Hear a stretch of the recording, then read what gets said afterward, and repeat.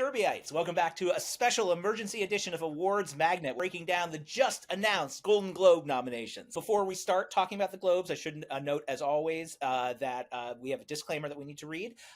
Golden Globes producer Dick Clark Productions is owned by Penske Media Eldridge, a joint venture between Eldridge and Penske Media Corporation, which owns Gold Derby. I'm Deputy Editor Ethan Alter, fortunate to be on the East Coast, and where it's afternoon, I didn't wake up at 4 in the morning, unlike, unfortunately, our West Coast senior editor team of Mia McNeese and Marcus James Dixon. Good morning, guys. Thank you so much for joining us on what I know has already been a busy morning.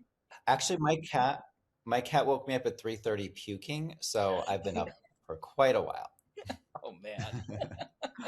They were already like, the cat was already like worried about the Golden Globes, it sounds like. Yeah, your cat was so nervous for everybody. She was really rooting for Pluribus, and it came through. Oh, good. See? Tell her not to worry so much. There we go. Exactly. Yeah. Shout out to the cat. Well, let's break down some of the big things that happened this morning. Certainly, on the film side, some of the big news is that Neon, surprisingly, emerged as the biggest nomination getter in terms of studios. It received the most nominations across the board. Warner Brothers was in second. In terms of film breakdown, One Battle After Another got the most nominations, followed by Sentimental Value. One Battle After Another got 9, and Sentimental Value got 8. So that was an interesting split, and definitely interesting to see a studio like Neon debut at number 1 over some of the major studios. On the TV side, Netflix topped the TV nominations with 22. HBO Max was second with 15. And it's kind of funny that this news broke because obviously all we've been talking about is Netflix acquiring Warner Brothers Discovery. So it's appropriate somehow those two are in the top 2. And then in terms of individual series, White Lotus was the most nominated show across the board with 6. Shockingly, as we were saying last week on our predictions. And then Adolescence was second with 5. So again, Netflix and HBO in the top, soon to be merged again with those top 2. So those are some of the big talking points. But just in general, what jumped out to you this morning, both of you? Mia, anything that jumped out to you? Just following up on what you just said, Neon getting 21 nominations, obviously they have Sentimental Value, No Other Choice, It Was Just an Accident, The Secret Agent. They have some great films, but I think that was kind of a big surprise for them. And also, Sentimental Value kind of swept Best Picture, Best Director, Best Screenplay, Performance, Female, Male. So that was a big shock to, for Neon to get so many. Big news was, for me, Jacob Elordi, Amanda Seyfried, and Jeremy Allen White all got double nominations on the film side and on the TV side. So talk about versatile careers that these folks had. Big screen and small screen. So right. that really stood out to me. Right. Absolutely. Yeah, no, it was interesting, those 3. And there are a few that we had tipped that might be possibles that weren't. Carrie Coon was a big one where we thought Carrie Coon might get in for both the Gilded Age and the White Lotus. But it turned out that the White Lotus was the only one, with Gilded Age being completely snubbed, which was kind of a shock given how popular season 3 was. It seemed like it was really on a roll, you might say, like a train engine on the show. But Ethan Hawke, too, we thought he would get in for Blue Moon and the show on FX. I'm blanking. Oh, The Lowdown, right. The Lowdown, yes. But unfortunately, he missed for The Lowdown. But he did get in for Blue Moon. Right. Yeah, and I actually spoke to Ethan just a little while ago, who is over the moon about his Blue Moon nomination, although he did say, he wished Richard Linklater would have been nominated as well. But he did bring up a good point about what the nominations actually do, and that he was, hoping because of this nomination, Sony Pictures Classics would put the film back and re-release it, and it really brings more attention to whatever project got a nomination, whether it's for acting or for Best Picture, and that's kind of one of the major points of the nomination in general. I was just going to quickly say that Richard Linklater, Blue Moon didn't get nominated, but Nouvelle Vague is in his other movie that was released this year, is in Best Musical or Comedy Film at the Globes, which is interesting because it finished ahead of Jay Kelly, which I think a lot of people were expecting to take that slot from Netflix. But Nouvelle Vague wound up getting it, which is a great movie. It's a film about the French New Wave and Jean-Luc Godard and the making of Breathless specifically. So that was interesting. I'm glad that Linklater at least got recognized in that way beyond the nomination for Blue Moon and Ethan Hawke. Yeah, definitely. And Ethan Hawke also gave out a shout out to his Juliet Naked co-star Rose Byrne, who is also on the award circuit with him, and her husband Bobby Cannavale starred in Blue Moon with Ethan. So there was a lot of kind of overlap there. And although Richard Linklater didn't get it, he was really happy for Rose to be able to get one. Absolutely. Marcus, what were you about to say? I love how the Globes have separate categories for comedy and drama, and they have 6 nominees per category instead of 5. It lets people like Emily Blunt from The Smashing Machine get in, Dwayne Johnson from The Smashing Machine. I was going to mention, I think you just spoke with him, The Rock. Yeah. I just had a chat with the Rock this morning, the one and only Rock, and he definitely saluted his co-star Emily Blunt for taking the journey with him, and as he put it, leaping off the cliff together into this sort of a part that he wasn't accustomed to doing, a very challenging, dramatic, intense role in The Smashing Machine, which is about the UFC fighter Mark Kerr. So yeah, he seemed very pleased that voters recognized both of their performances and thrilled of what it means for the film. Mia, to your point about how Ethan Hawke hoped that more people would discover Blue Moon as a result of these nominations, and I think Dwayne Johnson is also clearly hoping that The Smashing Machine gets a reevaluation now that it has these nominations under its belt. So both are a good sign for films looking for audiences, for sure. But we should talk a little bit more about some of the snubs and surprises that happened this morning. I published a big roundup about some of them. Others, I'm sure, will occur to us as we look ahead, because in the moment you're always like looking like, what got left out? What's in? And I think it's fair to say on the film side again, two of the big snubs were Wicked for Good and Avatar: Fire and Ash, both missing out on the Best Film Drama and Best Film Musical Comedy races, respectively. They are recognized in the sort of weird catch-all category the Globes has invented, which is the best commercial and box office achievement, a very strangely named category where a lot of the blockbusters tend to go.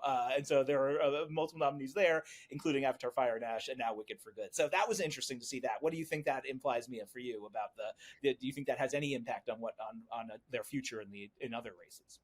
I think it could, and it also kind of brings us back to what we were discussing. These are two films that probably don't need more attention. They're going to do well at the box office. A lot of people are going to see them, but it is interesting that they are both snubbed. I mean, Cynthia and Ariana did get, a nomination, so I think that bodes well for Wicked. But it does kind of give us a little hint of, their road's not going to be a straight shoot to the Oscars. Yeah, and all of a sudden they're starting to look vulnerable to me in Best Picture at the Oscars, where right now a lot of people have them both in Wicked for Good and Avatar: Fire and Ash. But I mean, maybe they're in 11th place or 12th place. Maybe they're not locks for Best Pictures. And by the way, I love that Avatar got into the Cinematic and Box Office Achievement Award. It hasn't even debuted in theaters yet. It could be a huge flop. I mean, it's not going to be, but they don't. This category is so weird that they're just predicting it's going to be a box office hit, which it probably will be. It's hard to bet against James Cameron. Like you do that at your peril. So. Yeah. Yeah, it's interesting. I was just looking over the cinematic and box office achievement nominees, and there's Avatar: Fire and Ash, F1 the movie, K-pop Demon Hunters, which again, box office wise, that's a weird one. I know it did very well for Netflix when that opening weekend, but they don't report box office, so it's kind of funny that they included that in there. Mission Impossible, the last one, Sinners, Weapons, Wicked for Good, and Zootopia 2. So the only one of those that to actually make one of the major races was Sinners, which made it into Best Film Drama. Otherwise, all these other blockbusters were consigned there. And then Zootopia 2 was an animated feature, obviously, as well. But there was no crossover apart from Sinners, which is really interesting. Mm-hmm. They really did say the blockbusters are going to go here, and we're going to focus on these other nominees in these categories. Yeah, that's interesting, especially because last year Wicked won this category, the box office category, and it was nominated last year for the comedy musical race. So maybe that does bode well for Sinners in terms of predicting who's going to win. Right. Yeah, it's also a category that does bring, although it might be a little offbeat, it obviously brings in the big stars, the big films, the things that people are going to the theaters to see, which draws more attention to the awards themselves. On the Netflix side, it was interesting to me that Frankenstein did emerge as their big nominee. It got the most nominations of any Netflix movie, and certainly that reflects how it's really improved on its standing at the film festivals, where it met sort of with a mixed reception. But it does seem within the industry, it's really taken heart and taken root. So it even finished ahead of something like Train Dreams, which was gaining buzz and gaining momentum as the season had gone along. But at least right now, Frankenstein was the big winner among the Netflix nominees on Globes Morning. And Guillermo getting in for Best Director over somebody like Josh Safdie not making it. So that was kind of a surprise but everyone loves Guillermo. Yeah, exactly. It speaks to the popularity of Guillermo with everyone in the industry. And certainly as we've seen, we've had various Gold Derby members at a bunch of Frankenstein events, and the love for Guillermo is very, very real. And that's clearly translating into these nominations.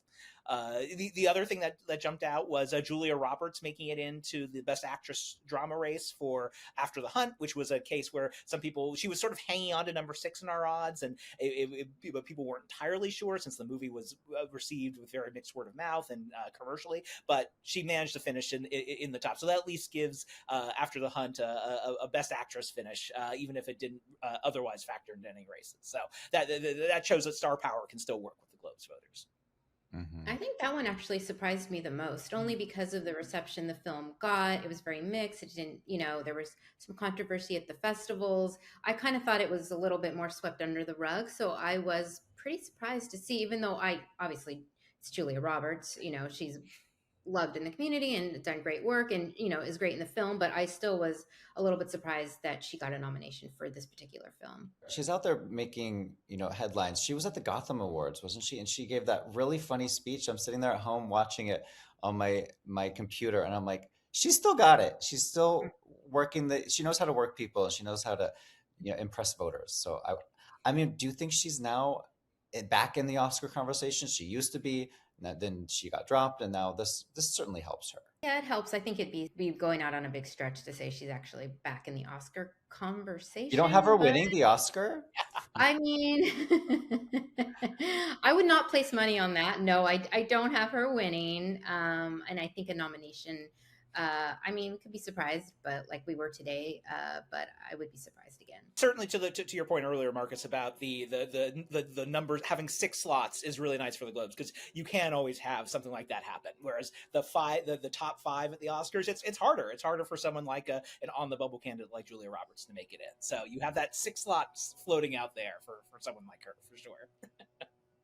The other thing that jumped out at me was No Other Choice, which is Park Chan-wook's South Korean satire about modern day workplace problems and the rise of AI. That movie, I think, has really sort of flown under the radar for the most part this award season. That people really love it, and critics groups embraced it. I wasn't sure how it would translate at sort of a ceremony like the Globes, but it looks like it performed extremely well outside of international feature. It got that as expected, but it also showed up in the comedy musical category among those nominees, and then also the lead actor Lee Byung-hun is in the Best Actor race. So that's great to see. That one has really crossed over, I think, in a real way, and I can see its odds improving at the Oscars as well, outside of just the international feature category. Yeah, and Lee Byung-hun, he's making the rounds too. He's out there campaigning like crazy for this. And I did put him in my predictions. I think he was sort of on the bubble. So that's one you were asking us earlier, like what were some predictions we were proud of. That's one for me that I had him getting into the lead actor race for comedy. And that film's a perfect example of what the Globes can do and how it can help. It can get more attention to the film, more people to see it. They might not be familiar with it, but now, it's getting out there a little bit more. Right, absolutely. Well, let's jump over to the TV side, and obviously there's some really interesting snubs and surprises here as well. I went out there on a limb and said that that the Globes would recognize Stranger Things for its final season as a send off. Guess what? Nope. They were like, "Sorry, see you later. You're done. So long."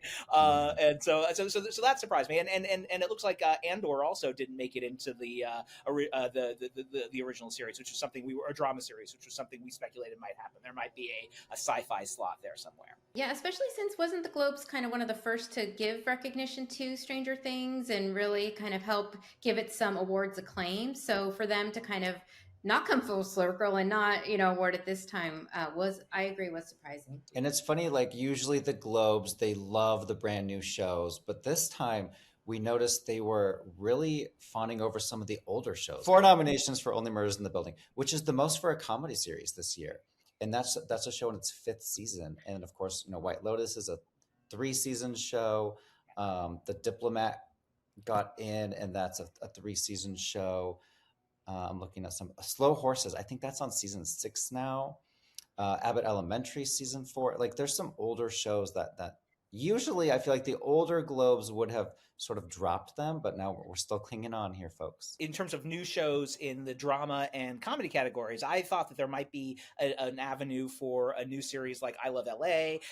Our colleague Denton Davidson was very high on the Chair Company to possibly break into those comedy races on the TV side, but both of them were sort of left out. And I think in fact the comedy category, the best comedy category, is all repeat shows. There's no fresh fall show to break into that race this particular year. In fact, and the only new show in the acting side is Glenn Powell for Chad Bowers, who, Marcus, both you and I did think both had up there as a likely nominee. We were right there. Yes, we called Chad Powers. The studio, after winning a record 13 Emmy nominations, it is competing for the first time at the Globes, so that is a freshman show as well. And then for drama, The Pit is trying to claim their first Golden Globe after winning the Emmy. And in terms of brand new shows that debuted after the Emmys, we have Pluribus, which I mentioned earlier. And, it took an apocalypse, but Ray Seahorn is finally a Golden Globe nominee. She never got in for Better Call Saul. So I'm so happy for her today. Yeah, absolutely. And certainly on the limited series side, there were a lot more new shows that got recognized there. So the Black Rabbit was one. And these were all shows that debuted after the Emmy deadline. So things like Black Rabbit, The Beast in Me, shows like that did find their way on the limited series side. It looked like those shows tended to do well, better than the sort of ongoing drama and comedy shows that debuted in the fall after the Emmy voting deadline. So that was interesting to see. I usually the Globes likes to be forward thinking that way, and they were for limited, but not so much in the other races. Yeah, I think we discussed Alien Earth was snubbed, which was surprising, and then Mark Ruffalo, I think, was the only one for Task, even though that show has been picking up a lot of steam. So that was really surprising that those were also ignored. Mm-hmm. And then the other two surprises that jumped out for me, Natasha Lyonne in her final season on Poker Face. That show's been canceled by Peacock. They're hoping to relaunch it in a different form with a different star, with Peter Dinklage. That's sort of their plan, is to pitch a spin-off or a revival that has a different lead actor. So we'll see. It'll be interesting to see if that goes forward. But in the meantime, Lyonne got her second consecutive nomination for that show. And then the other one that sort of came out of nowhere, I think I had it sort of on my list just as a dart throw, was Robin Wright and the Girlfriend, her Prime Video drama that wound up scoring her Best Actress nomination in limited series, and the show itself got recognized in limited series. So that was interesting. Again, I wonder if it was the Robin Wright factor that helped there, since she had so much respect during the House of Cards run, and definitely emerged from that show as a big winner. Yeah, they love her over there at the Globes. And another brand new limited series that got in, it was Monster, but only for Charlie Hunnam. It didn't get in for series, and I don't even want to say Laurie Metcalf didn't get in because it just makes me sad. So maybe we can just skip over her snub and go to the next one, because I'm a little bit uncomfortable. She should have won this Golden Globes. What are you doing? Yeah. Another snub too that I was surprised by was, although they got a nomination for Smartless, both Jason Bateman for Black Rabbit and Will Arnett for Is This Thing On, I thought they'd have a good chance for a nomination, the two of them. I mean, they did get one for their podcast, but that's not quite the same. And yeah, I was a little bit surprised by that. Totally. And Marcus, you flagged that The Pit only got 2 Globes nods, and this is after it was a huge Emmy winner. So that's interesting. That Catherine Lanazzo was completely overlooked in supporting actress, for example. Right. And I did mention in my article that, the Globes, these supporting categories for TV, they combine dramas, comedies, limited series, TV movies. So if you're Catherine Lanazzo or Sean Hattasey or Patrick Ball or Taylor Dearden, don't be too upset that you didn't get in, because there's like so many people vying for just 6 slots. You're gonna have much better chances over at the Emmy Awards. Right, absolutely. I feel like I'm now even just more confused by everything after this conversation. I mean, Julia Roberts is back in, and we've got Dwayne Johnson. Like, I don't know. It's like everything's got, maybe I need more sleep, but like everything's kind of just like up in the air, and we don't know what's going to happen next. Right, absolutely. Yeah, we thought we had a narrative, and suddenly now that narrative has been complicated by all these new additions. Yeah. Well, let's go through and just sort of pick out the sort of the one call each of us made that came true, and the one that didn't. So on my end, I last week, Marcus, when we were talking about TV TV predictions, I said that I'd heard enough buzz about The Beast in Me on Netflix that even despite sort of its mixed critical word of mouth, I thought, oh, this show might have a real chance. And Claire Danes was definitely on our odds at number 6. But I also thought it could pop up in the other 2 races too. And it did. It wound up getting Best Limited Series. Matthew Rhys is in the acting category, and then Danes got in as expected. So that was a show that, again, despite mixed critical word of mouth, it seemed to really connect in terms of the buzz factor, and having starry people like Danes and Rhys in it, I'm sure didn't hurt either. So that was. I'm glad I made that call. I got that one right, thankfully. Mm-hmm.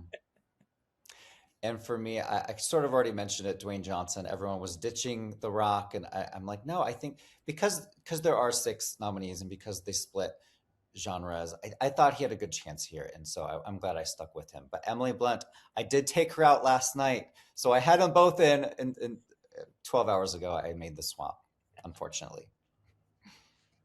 Yeah, for me, I mean, I don't think I was doing any kind of amazing predictions. It was kind of who everyone was expecting. Although I did think that Jennifer Lawrence might be able to get a nomination, and she did. So I was happy about that and her performance in that film. Yeah, absolutely.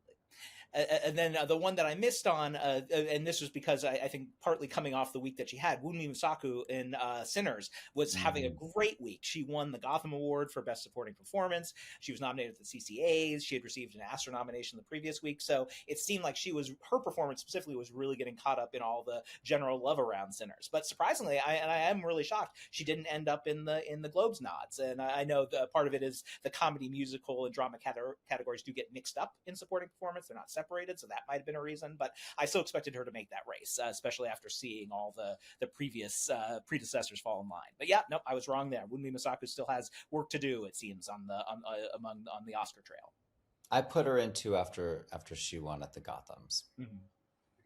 I also was a little bit pleasantly surprised by Jeremy Allen White and Springsteen. I know, Ethan, you and I saw that really early on at the New York Film Festival, and I think his performance in that was great. I mean, the way he was able to, kind of sing and perform and do all of songs by Bruce Springsteen. I was surprised that kind of then got a little more quiet and died down. But now, with the nomination this morning, he's a little bit more back in the conversation. Yeah, double nominee. I took him out for The Bear. I took The Bear out of everything, which right. ended up biting me. We did that last week. We were like, The Bear's done. And again, Carly Denton Davidson was just like, wait, are you sure? Are you sure? And and it got 3 nominations. By the way, last week at the Critics' Choice Awards, it got 0. So we thought we were onto something here, but we were wrong. The Globes, I think the Globes are living in a year past. They're a year behind us. There we go. Exactly. I would also say that clearly, while it seemed at the beginning like Rose Byrne and If I Had Legs I'd Kick You was a long shot, I don't think that's true anymore. I mean, when I look at, again, those weeks she's had and now a Globe as well, it's clear that she is really in this thing and could be a serious challenger to Jessie Buckley, who we'd all assumed had Hamlet, all the statues for Hamlet sewn up. But I think Rose Byrne is a very serious challenger at this point in that film. Funnily enough, she's in comedy musical, but I do think she's a serious challenger for Jessie Buckley heading into this next stretch. Definitely. And Amy Madigan for Weapons got another boost today too. I mean, it just keeps rolling in for her. So I would definitely keep my eye on her. I did notice one funny little stat that we should mention. Owen Cooper for Adolescence, he won the Emmy. He made history as the youngest male ever to win, 15 years old. But at the Globes, Ricky Schroeder is actually the youngest male ever. He was, I think, 9 years old for The Champ. So there won't be a record set this year for Owen Cooper, unfortunately, although he's probably still going to win. Right. Absolutely. Maybe Ricky could present it to him. Yeah, there you go. Oh, the other great surprise that I saw as well, Eva Victor for Sorry Baby factored into the acting race, which I think, again, I didn't think anyone necessarily expected that. The screenplay was a thing that had been talked about since it won the screenwriting award at Sundance, but she's in the race as a best actress nominee. So that's really interesting. I thought that was an unexpected nomination for sure. Mm-hmm. And then I wanted to mention real quick the best podcast. There was a lot of criticism, a lot of discussion. People were worried that certain people would be nominated. They ended up not going political at all. All of the nominees are either entertainment-based, like Dax Shepard, Amy Poehler, Smartless, or they're news, or they're informational. So no politics, which is very interesting because I feel like this category was maybe created to invite some of those folks onto the show and that they didn't get in. And some of them even campaigned pretty hard. Keep it light and funny, guys, on your podcast. That's the takeaway. Celebrities interviewing celebrities. That's the way to go. Yeah, Right. Let's all keep that up. Excellent. All right. Well, thanks so much both for hopping on with me today to talk around the Golden Globe nominations. There'll be a lot more to come. We've got a lot more to cover today, a lot more to cover in the next coming weeks. And let us know your thoughts, opinions, predictions, voicemails. Send them to us at awardsmagnet@goldderby.com. And we'll be back soon to talk more. Take care. Thanks for listening to Awards Magnet, Gold Derby Podcast. Like what you heard? Leave us a review wherever you listen to podcasts. Awards Magnet is produced by Andrew Merrill. Our logo is designed by Chelsea Sakura. Please like and subscribe to stay on top of all the awards news and email us at awardsmagnet@goldderby.com.